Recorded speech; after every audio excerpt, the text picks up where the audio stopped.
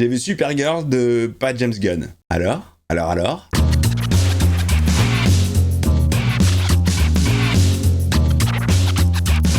Hey, salut tout le monde, c'est Miko, je vous souhaite la bienvenue sur la chaîne dans cette nouvelle vidéo dans laquelle je vais vous partager mon humble avis et mon ressenti sur le film Supergirl.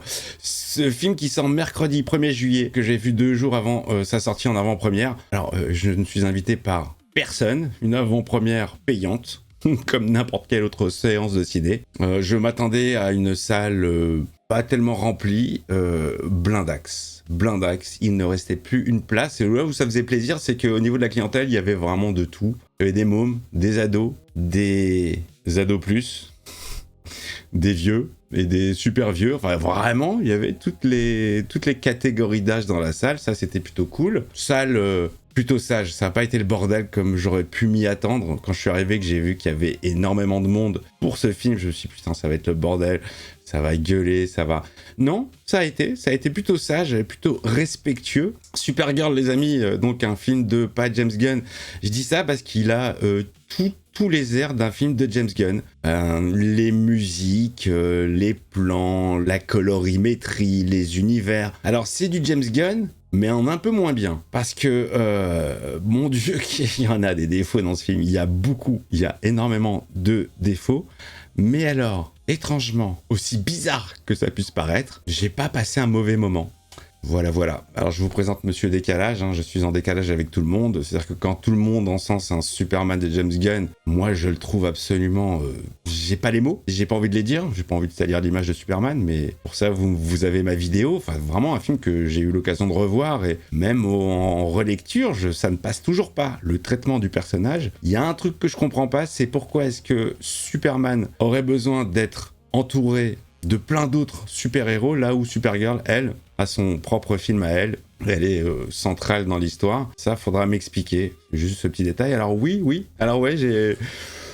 Écoutez, on va pas passer par 4 chemins. C'est pas du tout le film de l'année. C'est pas du tout, je pense, le blockbuster attendu par les fans du comics, par les fans hardcore de DC Comics. Je trouve que pour un film qui est censé être le 2e film d'une relancée pour la licence, c'est pas du tout à la hauteur. Mais, encore une fois, moi j'ai passé un bon moment. Il y a plein de trucs que j'ai appréciés.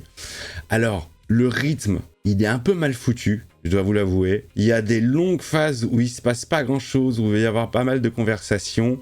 Il y a un énorme ventre mou, là, oui, je me suis un peu profondément ennuyé. Un film de 1h50, et on aurait pu en enlever 20 bonnes minutes, je pense, à ce film. Le compresser, le rythmer un peu mieux. Je trouve que le rythme, il est un peu relou. Pour l'histoire, je pense qu'elle peut tenir sur un post-it. Ruthie, une jeune demoiselle dont les parents, toute la famille a été assassinée par le grand méchant Crème, qui lui-même a empoisonné Crypto. Kara et Ruthie vont faire équipe. L'une pour essayer de sauver son chien avec l'antidote, et l'autre venger sa famille. Voilà, c'est vraiment le pitch du film. Par quoi commencer ? Alors j'ai pris des notes, c'est la première fois que je prends des notes parce que je trouve que c'est un film qui est assez riche quand même. Il y a beaucoup d'éléments, c'est assez contradictoire parce que il va y avoir beaucoup d'éléments, beaucoup de planètes différentes. Alors on a vraiment un esprit à la Gardien de la Galaxie, rock'n'roll, punk, des musiques pop connues, ça m'a un petit peu saoulé. Je trouve ça vraiment dommage d'avoir autant de musique contemporaine et de perdre en musique de film. Il y a très peu de musique de film qui accompagne ce film. Le peu que j'ai entendu, j'ai bien aimé. Je crois qu'il y a un thème qui se dégage de Supergirl qui est pas facilement retenable, mais intéressant. J'ai bien aimé, j'aurais voulu l'entendre plus. Sinon oui, évidemment, je suis saoulé par la mayonnaise Gunn qui peut-être peut fonctionner sur les gardiens, peut peut-être fonctionner sur Superman comme ça a fonctionné sur beaucoup d'entre vous. Mais là, c'est too much. Il y a vraiment un ras-le-bol. La colorimétrie, elle est assez terne. On va être vraiment sur des tons limite sépia la plupart du temps. Oui, donc ce que je disais, la contradiction, c'est qu'il va y avoir beaucoup d'éléments, beaucoup de planètes différentes. Donc voilà, j'en étais là avec le nom des planètes comme dans les Gardiens de la Galaxie. Sauf que, tous les environnements se ressemblent un peu, malheureusement. Et ça, c'est un petit peu dommage. L'autre aspect qui m'a beaucoup gêné, c'est que principalement toutes les scènes d'action vont se passer dans des intérieurs où ça va être assez fermé comme ambiance. On va pas avoir de grands panoramas de planètes. Alors, il va y en avoir un dans un flashback de Krypton. J'ai pas du tout aimé la représentation de Krypton. J'ai l'impression de voir Metropolis futuriste plutôt. Ça m'a posé un petit problème. Malgré tout, ce flashback, je l'ai trouvé super intéressant parce qu'on te raconte comment est né Argoville, en fait, Argo City, ça dépend de la version, qui est un morceau de Krypton qui a été protégé comme ça par une espèce de bouclier et qui flotte dans l'espace. Et ça, j'ai trouvé ça super intéressant d'avoir cette explication, un petit peu cette origin story. On va taper dans le principal, hein, le Supergirl elle-même, le personnage, Emilie Alcock. Est-ce que ça le fait, est-ce que ça le fait pas? Alors, on est à l'opposé, les amis, c'est le grand écart, quoi. C'est vraiment, on est à l'opposé total de la version de 84 proposée par Helen Slater, qui était une fille pure, jolie, naïve, candide. Enfin, vraiment, on est à l'opposé. Là, on a affaire à une Supergirl pochetronne qui, d'apparence, fait crado. T'as l'impression qu'elle n'a pas pris beaucoup de douches dans sa vie, avec les mêmes fringues, toujours ce vieux manteau et ce même t-shirt, très peu maquillé. Moi, ça le fait. Enfin, ça le fait. Moi, j'ai bien aimé cette version de Supergirl et qui va à fond. Et oui, on y va à fond. Après, on a des explications de son comportement aussi. Voilà, c'est pas gratuit. La meuf se bourre pas la gueule. Elle est pas pochetronne et en mode un peu clocharde pour rien. C'est expliqué. Donc ça aussi, c'est peut-être aussi pour ça que je l'ai accepté. La prestation, je trouve que franchement, ça va. Hein, elle n'a pas à rougir au niveau de son jeu d'acteur. Elle a proposé quelques passages d'émotion qui ont bien fonctionné. Je trouve que quand elle a la rage, elle l'a vraiment.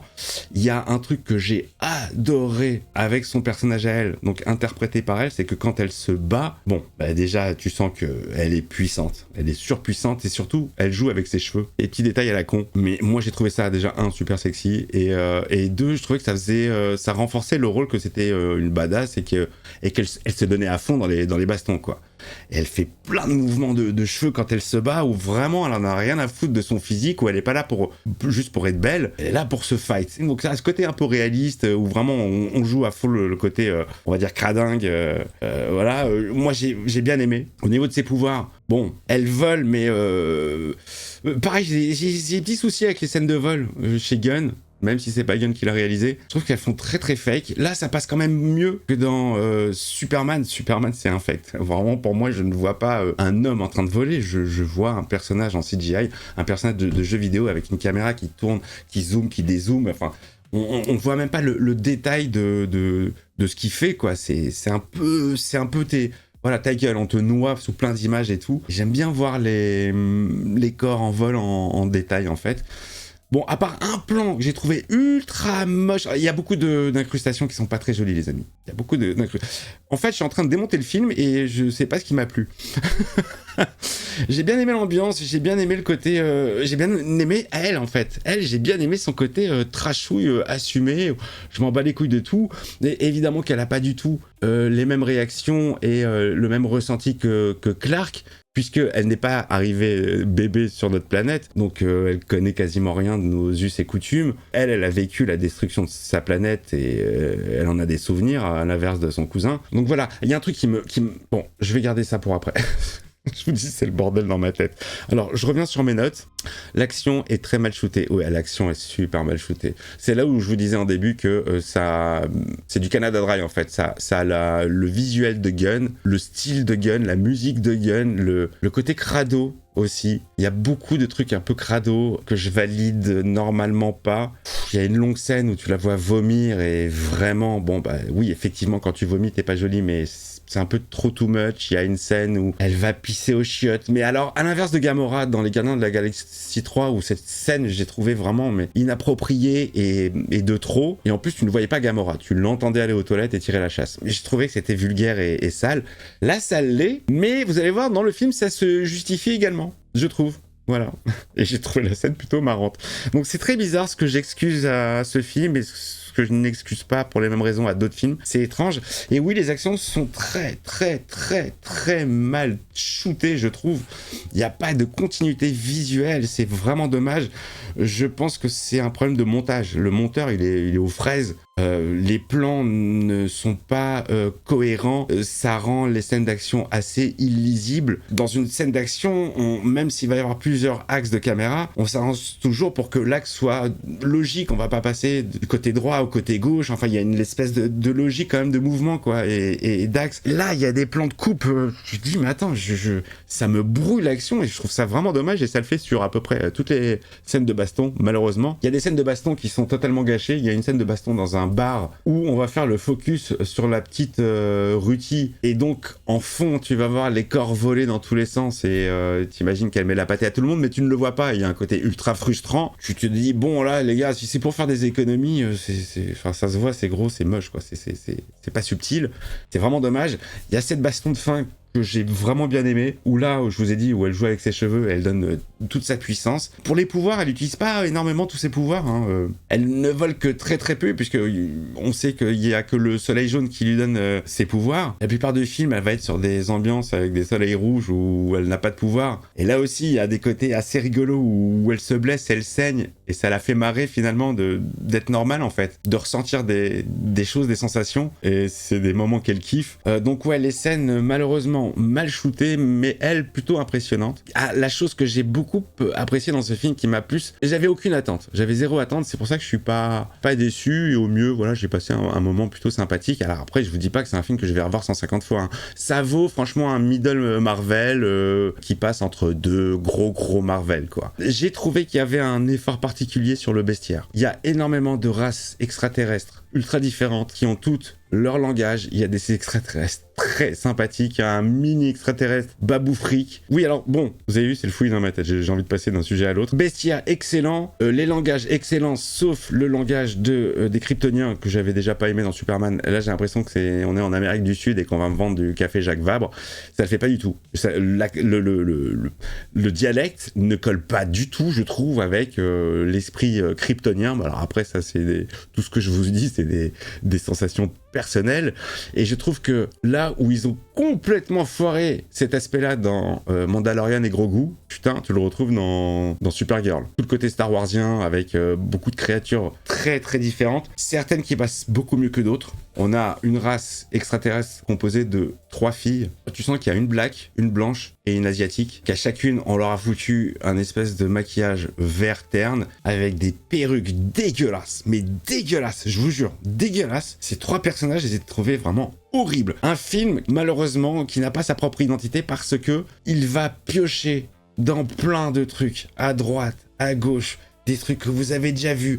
Oh, cette tenue, elle me rappelle une tenue dans Gardiens de la Galaxie 3. Oh, ces petites araignées, ça me fait penser et aux trucs dans Matrix, et aux petites araignées qui arrivent à scanner dans Minority Report. Le côté Mad Max, effectivement. Alors, j'ai vu beaucoup de reviews américaines avant d'aller voir ce film qui parlaient d'un espèce de côté Mad Max Wish. Oui, je comprends également cet aspect-là. Donc ça, je trouve ça vraiment dommage sur plein d'aspects, de ne pas avoir développé des trucs propres au film, et de s'être inspiré à droite, à gauche, sur il y a une scène d'action avec de la téléportation, t'es obligé de penser à la scène d'ouverture de Diablo dans X-Men 2. Donc voilà, moi ça me gêne quand je regarde un film et que je vois des séquences qui me rappellent d'autres films, où c'est vraiment trop flagrant quoi. Ça me gêne un peu. Quoi d'autre ? Les choses que j'ai pas trop captées dans le film, j'ai pas compris pourquoi Clark / Kal-El est censé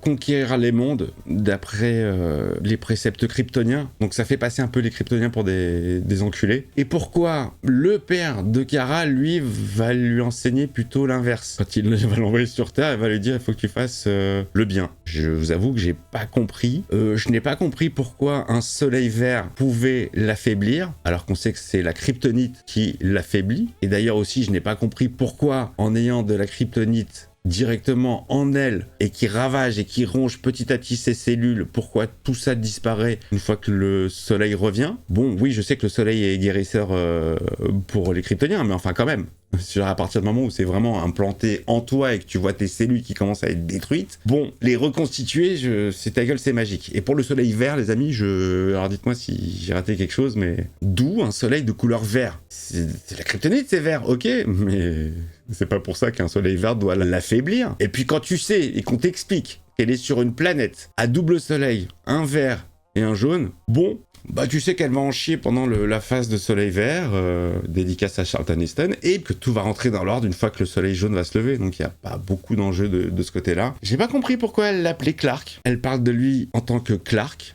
Clark étant son identité terrienne, quoi. Alors on va parler des personnages, donc Millie Alcock, moi je trouve que ça le fait, voilà, ça le fait plutôt. Son costume, dommage, avec le côté terne de l'image, eh ben on n'est pas sur du bleu et du rouge ultra flashy, on est plus proche du costume de Christopher Reeve dans Superman 3 quand il est en Evil Superman, voire de Brandon Routh dans Superman Return, plus bordeaux que rouge comme on le voit sur l'affiche, mais bon voilà, c'est dû vraiment à la colorimétrie du film. J'ai beaucoup aimé le costume, là où je l'ai trouvé dégueulasse sur Henry Cavill. Alors, heureusement c'est pas le même costume, hein, lui il avait pas la jupe, mais j'ai dit Henry Cavill, Corinne Sweat, pardon. Corinne Sweat, non, le côté tu nages dedans, enfin vraiment cosplay avec des plis, nul de chez nul. Elle, ça lui va très très bien, ça fit super bien. La petite mini-jupe, sexy. Les bottes, alors les bottes sont beaucoup plus hautes, là c'est des cuissardes. Mais bon, ça le fait. Alors petite déception puisqu'elle assume son costume. Alors j'ai l'impression qu'ils n'assument pas Supergirl en fait. Elle vole quasiment pas pendant tout le film puisqu'elle est sur des planètes qui n'ont pas de soleil jaune. Elle ne met le costume que pour les 15-20 dernières minutes du film. Bon voilà, c'est des aspects un petit peu dommages. Tu viens pour voir Supergirl et l'avoir tout le film avec son manteau, c'est dommage. Alors évidemment, bien sûr, vu qu'elle n'est pas sur Terre, on a complètement perdu les phases de double identité, d'identité secrète, Linda Lee, tout ça, ça disparaît, c'est à la poubelle, et c'est vraiment des aspects ça me manque. Moi, j'aime bien le côté double identité, j'aime bien le côté on essaie de savoir qui est vraiment Supergirl. Bon, mais ça, c'est peut-être aussi parce que elle n'est pas encore implantée chez nous, sur notre planète. Lobo, moi j'ai aucun affect, je connais pas ce personnage, je le connais pas en comics, alors je sais pas s'il est comics accurate ou quoi, mais j'ai trouvé grotesque. Physiquement, ça fait cosplay à mort. Jason, moi, bah c'est Jason, moi. En fait, je ne le vois pas interpréter de rôle, que ce soit Aquaman, que ce soit Lobo, que ce soit n'importe qui. Je vois toujours Jason, moi. Et j'ai vraiment pas supporté, sa dégaine, son costume, ça, je sais pas, je trouve que ça fait grotesque, ça fait faux. Et alors le cigare, j'ai jamais vu un cigare aussi fake de toute ma vie. J'ai l'impression que soit il appuyait, soit quand il respirait, il y avait une lumière qui s'allumait. Aucune cendre, je sais même pas s'il y a de la fumée. Enfin vraiment, il faisait fake de chez fake. Personnage qu'on voit pas énormément. Un peu rigolo, mais bon. Après, je pourrais pas vous dire par rapport aux comics, désolé, ça, mes connaissances s'arrêtent là. Mais pas ouf. Donc la petite qui joue Ruthie, insupportable. Mais bon, je vois tellement d'enfants insupportables dans les séries que je regarde, les films que je regarde. Je pense aux petites Ethan dans la série From, diffusée sur la chaîne tous les samedis à 20h. Bon, m'a pas dérangé plus que ça, mais je peux comprendre le côté insupportable. Et en plus, elle a un putain d'accent anglais bien prononcé, ce qui donne un air encore plus pédant et encore plus insupportable. Le méchant qui joue Crème, lui, il passe pas crème du tout, hein. Il est anecdotique au possible. On n'est pas du tout sur un méchant emblématique. T'as même l'impression que c'est plus le sbire d'un méchant plus méchant au-dessus de lui, quoi. Très très peu de charisme. Et puis quelques apparitions, les amis, de David Coren Sweat en Superman. Bon, bah ça passe toujours pas. Hein. Ça passe toujours pas. Autant elle, ça passe. Je suis bien plus indulgent envers Supergirl qu'envers Superman. Non, je le trouve neuneux. Son costume est toujours aussi moche, c'est-à-dire que même elle arrive à se foutre de sa gueule et dire mais pourquoi il est en slip, ça m'a fait rire. Les petites touches du moins, il n'y en a pas beaucoup, mais moi elles ont fonctionné sur moi, sauf quand elle vomit bien sûr. J'accroche pas du tout. Alors ils ont essayé j'ai même pas fait gaffe s'il avait ça déjà dans son propre film à lui, mais là ils ont, vers la fin du film, il y a une conversation entre les deux, ils ont essayé de lui donner le petit, vous savez, le fameux S avec la mèche, mais là complètement raté, avec ses cheveux bouclés, secs, vraiment, c'est des petits détails, mais moi ça me sort, et son costume, je peux pas, quoi. Je ne peux pas. Crypto le chien, là il est quasiment absent, qui est, voilà, c'est pas plus mal. Voilà les amis, écoutez, je pense avoir fait le tour. Il n'y a pas de scène post-générique, hein. C'est pas la peine d'attendre jusqu'au bout de la nuit. Une grosse partie de la salle s'est levée pendant le générique et s'est barrée. Il y a quand même, les fans d'ici Marvel qui connaissent un peu la sauce qui sont restés. On est resté jusqu'au bout du bout. Je crois que le dernier mot qui apparaît à l'image, c'est Troll Production, et après, écran noir. Et là, tout le monde a eu une réaction similaire. C'est très très drôle. J'ai l'impression d'être dans un épisode des Simpsons. Tout le monde a fait « Oh !» avec en se marrant un peu. Mais en tout cas, salle très très variée en termes d'âge et de sexe. Il y avait, enfin, vraiment, il y avait tout le monde. Je comprends pas que le film bouffe autant de merdasse. Enfin, après, je pourrais comprendre si vraiment... Je suis pas un DC hardcore, en fait. Mais je peux comprendre si on a des putains d'attentes et que on repart sur des nouvelles bases et que c'est maintenant qu'il faut envoyer la pâtée. Bon, c'est vraiment un film... c'est un Marvel moyen, quoi, qui passe. Pour moi, il passe. J'ai trouvé bien plus sympathique que d'autres Marvel qui m'ont fait chier. Ouais, voilà. Voilà les amis, écoutez, c'était mon avis totalement honnête. J'attendais rien de ce film. J'ai plutôt passé un bon moment. J'ai souri pas mal de fois. J'ai trouvé qu'il y avait... voilà, je vous l'ai dit, les scènes d'action, c'est vraiment dommage parce qu'elles sont mal shootées, mais elle fait le job. Elle envoie la pâtée. Oh, on s'est beaucoup moqué de son physique. Écoutez, je veux dire, il en faut pour tous les goûts. Et même dans l'espace, il n'y a pas que des canons de beauté. Et puis bon, ça va, elle est mini, quoi. Alors oui, certes, elle a les dents toutes tordues en bas. C'est vrai qu'il y a...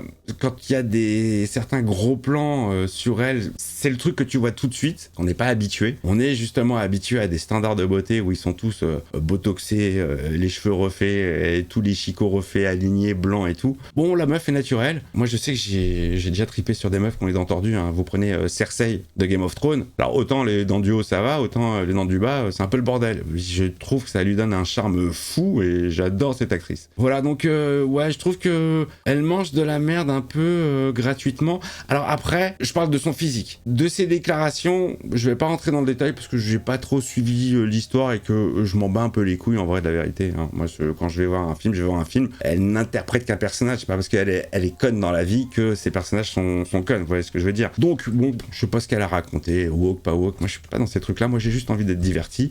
Alors oui, il y a quand même un petit côté, à un moment donné, où les brigands, donc les grands méchants, vont sur une planète pour enlever les demoiselles. Que les demoiselles. Que des meufs. Bon, pas subtil. Voilà. Pas utile, pas subtil. J'en ai marre de la guéguerre entre les hommes et les femmes. On pourrait pas être... Heal the world. Non, mais pas subtil. Voilà.